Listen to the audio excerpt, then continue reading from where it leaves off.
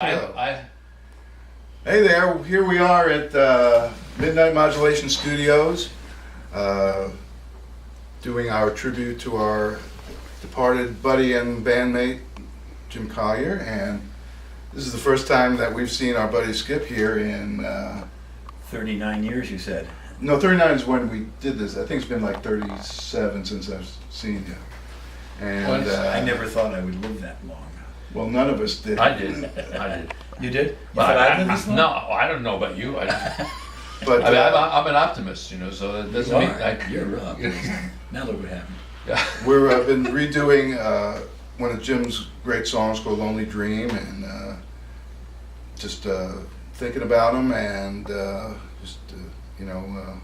his spirit is somewhere in the room with us, and wanted to say a few things about stuff that Jim, that you might not know.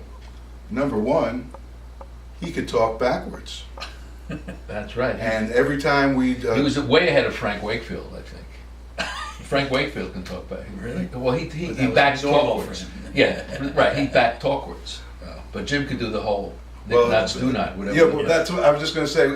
We had a house gig down in Poughkeepsie at Frivolous Sal's, and every time we drive down there, we pass a Dunkin' Donuts, and every time we pass it, Jim would say, "Nick not Stunad." But Jim was a great guy, a one-of-a-kind singer, and a one-of-a-kind guy. There was nothing like singing with him. He just took my medium talents and brought them to new heights, being able to sing with him. It was really a privilege. He felt the pain, and of everything he sang, he felt 100%. The songs are very, very simple, but they really got it across this one idea, and the way he supported it with very simple melodies was extraordinary. That was the genius of what he did. He wasn't verbose with his writing or anything, but his melodies and his lyrics were just very concise and right to the point and right to the heart. Yeah, and that's what we're trying to get across with our new version of it. Not trying to compete with the old version, but Don't try. I knew that before I started, that Don't try. we're not going to do that. But I think what we're doing is, I think he would be proud of us, and especially doing it. One of the good ContraBand stories that I've always liked. Again, this time we were playing at Marist College in Poughkeepsie, which seems like we were in Poughkeepsie a lot, doesn't it? And What do they know? there were, What do they know over there? but they had some money to give us, so we went and got it. And this one Saturday night, played at the college there at Marist, and there was an ice storm, so we couldn't drive back to Woodstock. So they put us up in, I think it was in the library or the student center. Do you remember? Something like that. And the part of the It was story. the 60s, I don't remember very much. Right. It was the If- 70s. You don't even remember because it was the 70s. It was the 70s. That's how little you remember. You don't even got the decade right. But we'll forget. It was the 70s, and I think they let us stay in. It was either the student center or something, and the student body got together and chipped in money, and bought us an ounce of pot so that we would have something to smoke while we were stuck there all night. Do you remember that? It was the 70s. It was better. The 70s were, but yeah. 70s are underrated, I think. Well, the first half of the 70s.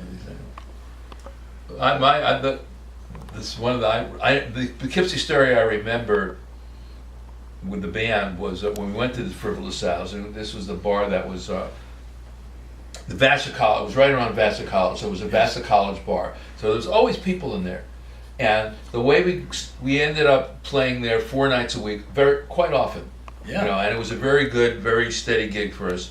But I remember how we got the gig. Is that one Saturday night I was out and we weren't playing, and I walked into Rose's Cantina, one of the places that was still open. Jerry Moore was there, and he had a soul band with Martha Velez, and they had the 4-night gig down in Poughkeepsie. And he said, "God, I realized that I can't play Sunday night. You guys want to play, knowing we were a bluegrass band, and he was a soul band, with a black singer and a Puerto Rican woman Well, singing. close. So I said, he knew what kind of band we were. So I said, we were so desperate, and I think it was $100 because that That was was good money around then.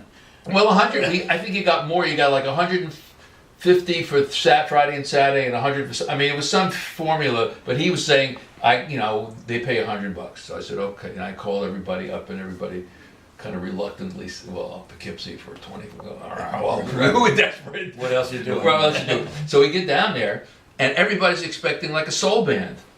I mean, the crowd is there. There's a lot of people there, and everybody's expecting the soul band. And I remember this whole thing. With 4 sets, you played 4 sets, right? And and we're totally ignored. And then slowly but surely, the crowd warms up a little bit. And I guess in those college towns with those bars, the people pass the word. Hey, there's a good band. There's a bluegrass band playing down there. So it gets a word. The word gets around. Opening up the 4th set. I remember what song we sang, and you sang it. Oh, what? We sang "Chalk Up Another One," and as by the 4th set, when everybody knew that it was a bluegrass band, the crowd went absolutely nuts on this obscure bluegrass song, which to this day is obscure, which I still do because I like it. Yeah. But I mean, it never went anywhere big even in bluegrass. It's always like. You do it with bluegrass people, and a lot of some know it, and some don't know it, and you sang it, and the crowd just went nuts. And from that on, then the guy came, oh, you guys are great, we got to hire you, when we know it's a bluegrass, blah, blah, blah, and that's... We did that for many months. But it was like, The other thing that I remember, Jim had a friend who had a bus, and one time he took the band down to, I think to Poughkeepsie. I think it was probably the Frivolous Sal's. And when he brought us home on the bus, when we got off, the Aurora Borealis, the Northern Lights were going. Do you remember this? Yes. It was like, the only time I've ever seen it here, but it was like startlingly gorgeous. Yeah. Remember that night? Nice. Was that because of the Cosmos or because we were smoking? both. Probably a little both. But the other thing I remember about Jim singing with this song, with Lonely Dream, and I think I may have remembered it, and maybe no one else even heard it, or maybe I made it up. But we were singing at the place in Stockbridge. The Square Rigger. The square. We had those. We used to drive all the way over to. Yeah, but that wasn't bad. I mean, there were people. It wasn't a bad gig.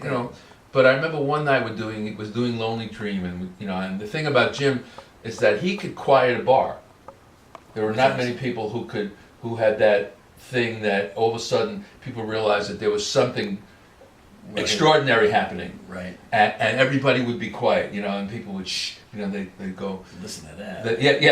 Listen to this. You remember that? I mean, Sure. It's like that was his power, his magnetism. Well, he was such a commanding figure. he was tall and what was it, 6'3"? and intense. And an intense person, and just the flaming red hair, down to his belt. Well, we lived communally a lot with Jim in several situations, and some people would kid, and he says, "Okay, here comes King of the World." Because the way his presence was, didn't say anything. He just looked over the situation, and he wasn't a mean guy or anything, but that's just how he gathered himself and controlled the situation. And he did the same thing when he sang.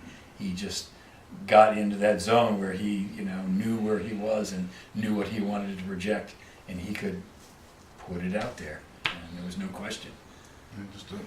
So that my story backs that up, is that once he changed in my dreams. Hello. Sorry about that. In my dreams you cry, right? He sang once that night. He sang, "In my dreams you die." Do you ever do? Did I make that up? I don't know. But I still get goosebumps thinking just once he did it. Right. I think he just did it. Was he once? aiming at a member of the audience? Probably a member of. I don't know. You know better. You know his personal life way better than maybe we don't want to go there. But you know it better than you know it way better than we do. Yeah. Well, anyhow, we miss our buddy, and we wish he was here with us. And I think definitely is, because when I was seeing the rough vocal that we're working with, I was in my vocal booth and had my headphones on, and all of a sudden I'm realizing there's a presence behind me. This happens to him all the time. I've become a musical medium. I don't know how this is happening. But there I am, I'm, trying to sing and trying to, think about Jim, and all of a sudden I realize he's standing behind me, wearing that blue neckerchief he always wore, and his hair pulled back, and he's wearing headphones.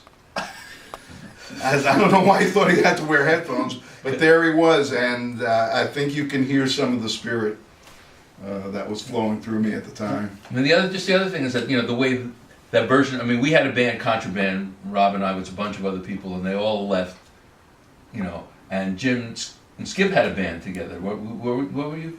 Jimmy Stone and the Blue Mountain Boys. Jimmy Mountain Stone, Boys. They used to play out in A couple of bars around that. So around The Blue Stone. the was Blue one, Stone, right. the Blue Stone, right?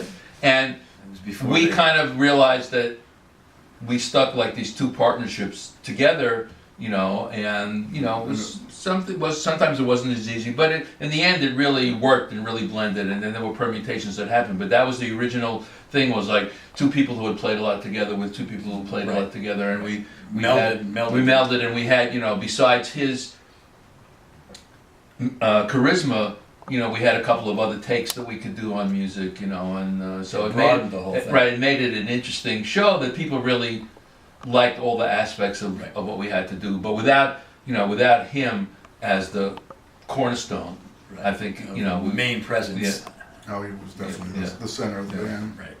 And we think about how great he sang ballads, but when he did stuff like "Smoke, Smoke, Smoke That Oh, Cigarette" and "Texas Cowboy," Yeah. Oh yeah. he was just so good at Yeah. that. And the yodeling stuff, Smoking. Well, you've never heard anybody yodel as good as him. The Texas Cowboy, that had a yodel at the end. That had a major yodel. This was not like an easy yodel-a-hee, yodel-a-hee, yodel-a-hee. This was like a whole verse of yodel. I can remember him practicing that. We were living on the back of someone's land, and he was in a teepee with his wife, and I was in a lean-to, and we just, basically we just sang all day, and then went played at the Bluestone and stuff at night. But he would get up in the morning and start practicing his yodeling in the middle of the woods. What kind of bird is that? It's a yodeling bird. It's a yodel bird. With red head. Right, really. It's the red-headed yodel bird. So, Well, we're just happy that we're all still I'm here, glad and that you and got that our better from buddy your Skip accident, man. Yeah. has recovered pretty much from his accident last year, and we're just glad he's here with us. I'm here. I'm alive and kicking. And Thank you, Les, for doing thank you, it. Les, for being a good sport and helping us with this. Anytime, sorry about the cell phone noises. No problem. They're editable. That's what I thought you'd say. This gives me something to do for the next few months. Right, really. Yeah. Okay. Okay, au Good night, revoir. Noise. Good night, Moon. Good night. Good night, Jim.